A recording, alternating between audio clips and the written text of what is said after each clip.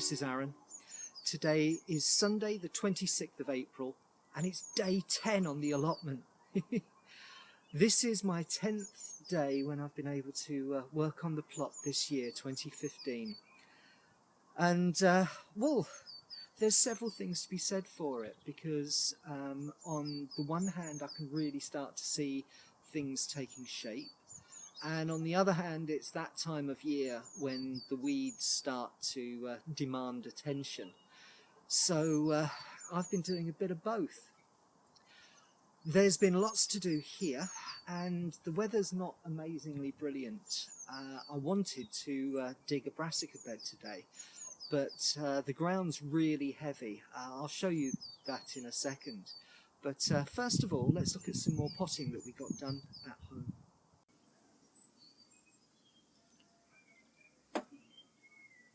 Well, we're off and potting again, so I've got the deep root trainers again, and what I'm potting this time, or planting, is sweetcorn.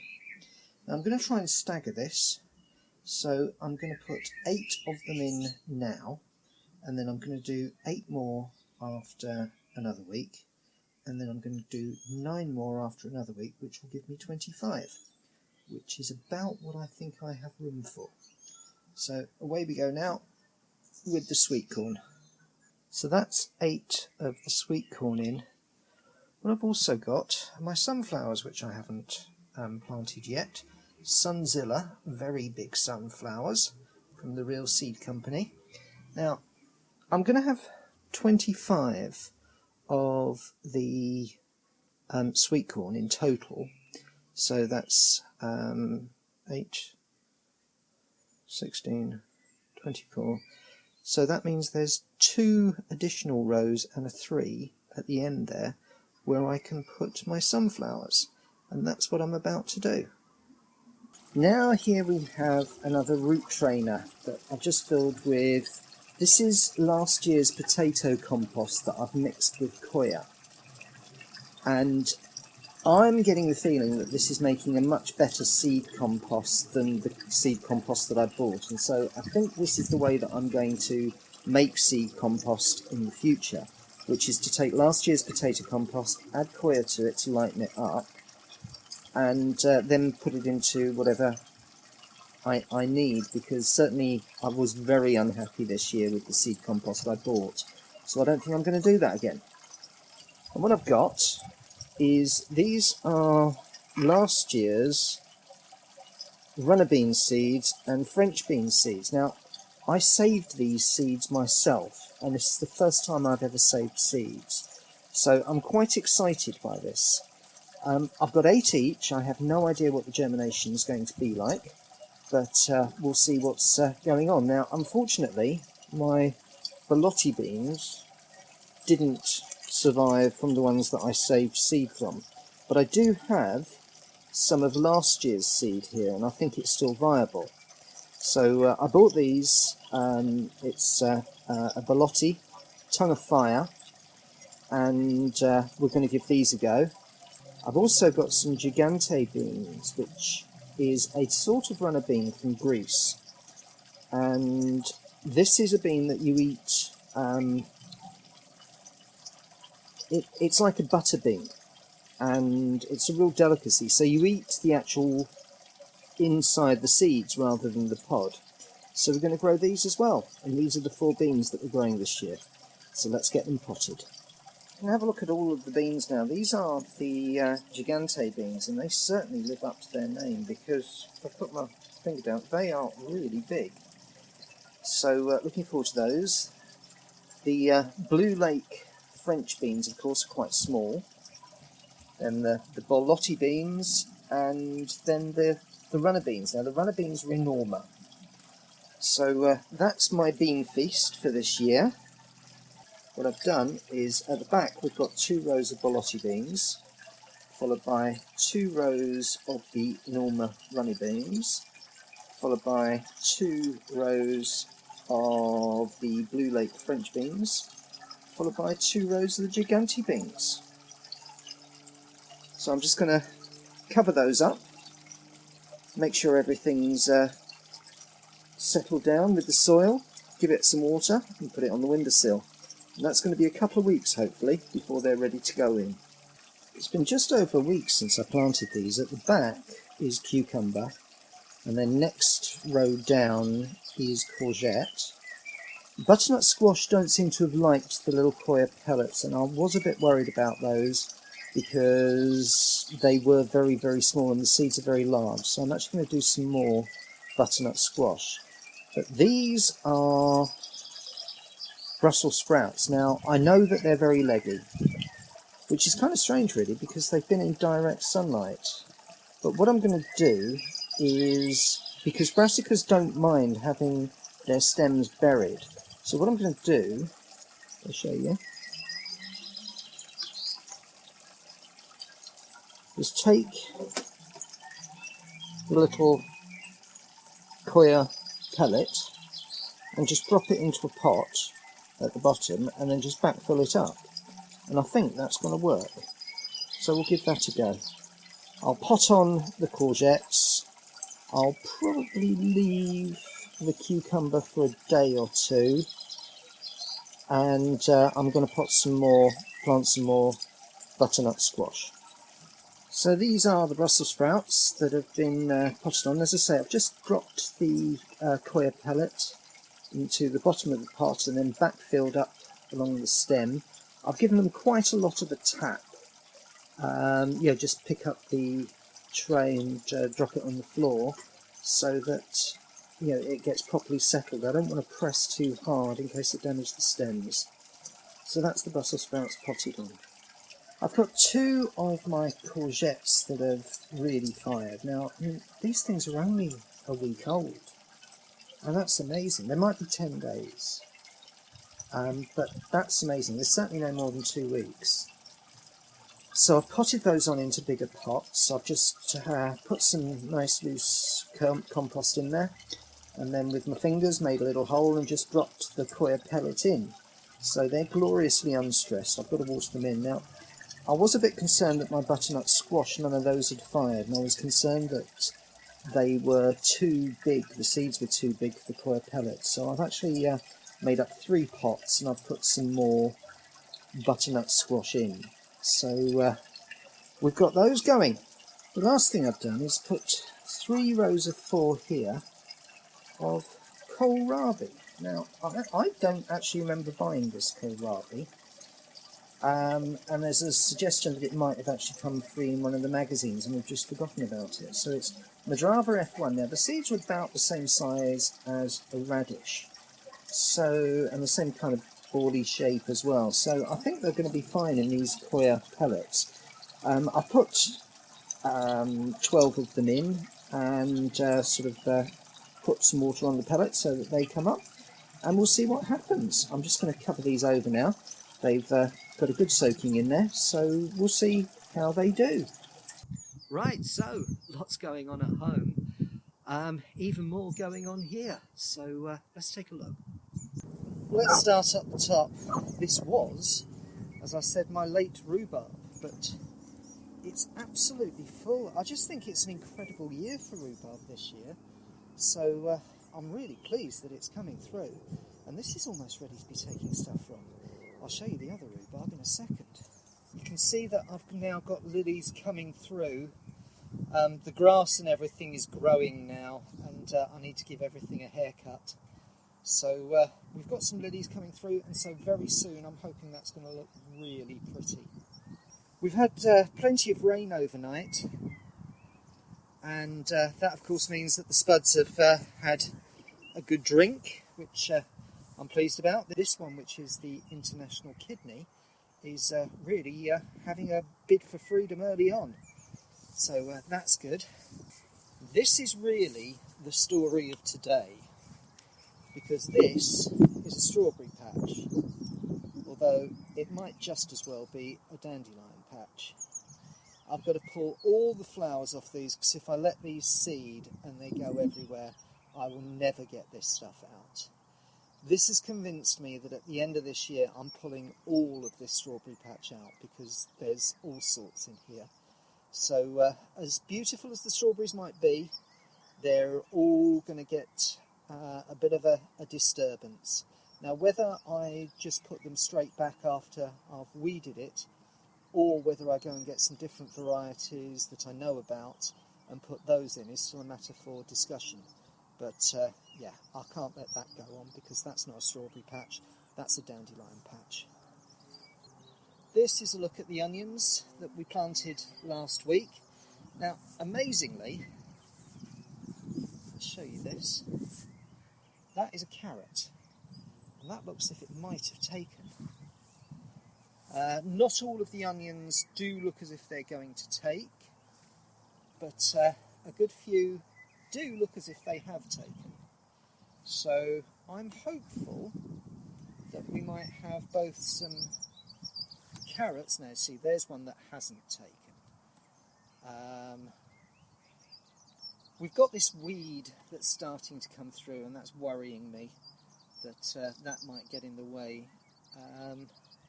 I'll try and work out what that is, and as I say, if you do, please let me know. But they're coming through between my onions, so I've got to figure out what's going on there. Garlic bed, I said it needed a weed last weekend, and it absolutely needs a weed this weekend. So we'll try and get cracking on that to make it look a bit tidier. But yeah, plenty to do here. Comfrey is coming along, and some of my ornamentals are almost out in flower. So those are going to hopefully attract bees at the right time. But very, very pleased with this strip. I do think I'm just going to dig, because there's lots of weeds in here as well and grasses. I think it does need to be dug over. So what I'll do is I'll cut the comfrey back and take the view that you can't kill comfrey. And so I'll just take out everything else and plant something new there for next year. But leave the comfrey in because that's obviously going to be my fertiliser throughout the year. Oh, and thank you very much to Blue Star Dave who did the video which explained why you shouldn't put comfrey into the big vats. Just use enough water to cover the comfrey, and then that creates a solution which is concentrated, and then water it down when you need it, rather than trying to make a very weak tea in one of the water butts, which is what I was going to do. So I now know that that's really not a great idea, and I won't make a good fertiliser from it, so I won't be doing that. So I'll get some buckets that, or maybe those plastic containers with lids that people use for moving house, because if I can stick a tap on those, then that would be a good way to make the comfrey fertiliser. Trying to get some digging done here, but the ground is very, very claggy. It's very heavy with the rain, so I'm not actually going to get as much done as I want to here. But even if I can get a couple of foot done, that's a foot more that is done and a foot less to do.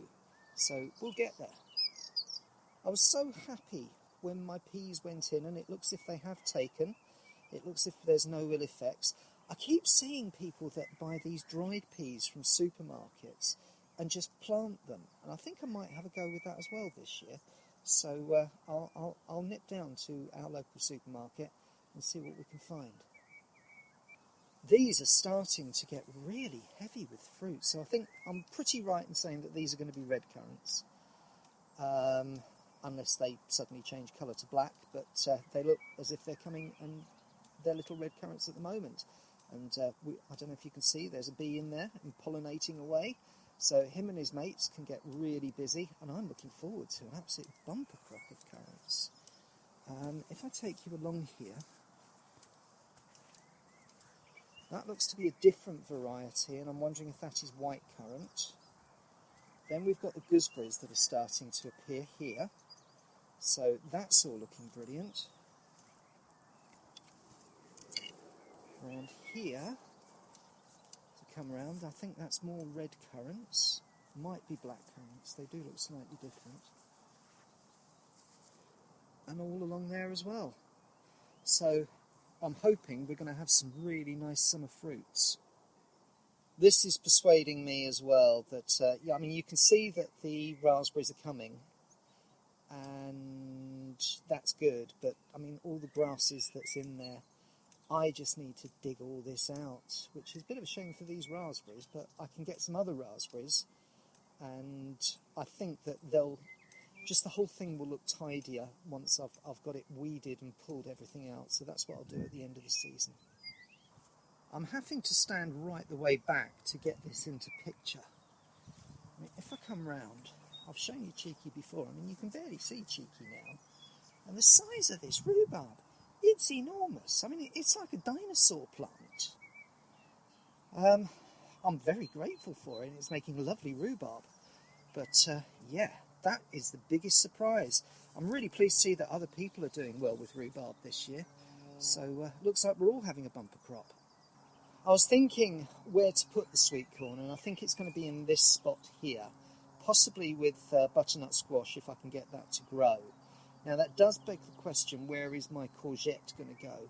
And I think that behind here, which does actually get the sun, I need to clear that, and I'll do that over the bank holiday weekend so that I can put the courgette, the marrow and the pumpkins out in that area. So it's all taking shape. I had a request on the last video to do some shots of the rolling hills, so it's a little bit grey today, but hopefully you can see how absolutely beautiful this is. I can't fail but feel at peace when I come here. It's absolutely beautiful. Here's another camera angle so that as I spin round you can see the horses and the cows down in the field. I'll take you around the other way. That's actually the other side of the allotments, and you go round this field. Just by the edge there, by the trees, there are beehives of some of the other plot holders that keep bees. Every time I look at this, I realise how lucky I am. It's wonderful. I'm doing a bit of Brendan cam here because what I have are some more carrots. These are autumn kings, so these are very orange carrots. Now, what I have down here is a barrel that's been upturned and has been filled with, as far as possible, sieved compost. So it's my potato compost from last year, so I'm doing a bit of a Brendan can on this. So what I'm going to do is I'm going to sprinkle these directly on, because I don't seem to be having any luck with carrots, getting them started in modules and transplanting them. So I'm just going to put them straight into here and we'll see what happens. Let's see if I can grow carrots this year.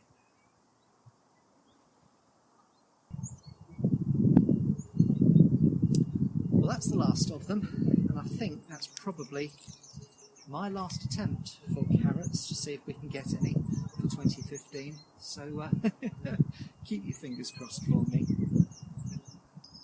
One of the things that I did want to say was thank you very much for watching and all of your kind comments on my last video. I'm getting to grips with this new equipment and learning how to use it, and it is a steep learning curve for me.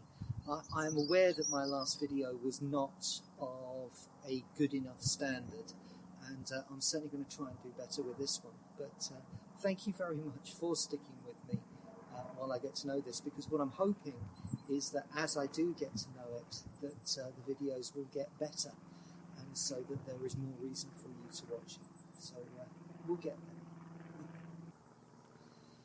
Well, that really does bring us towards the end of the day now.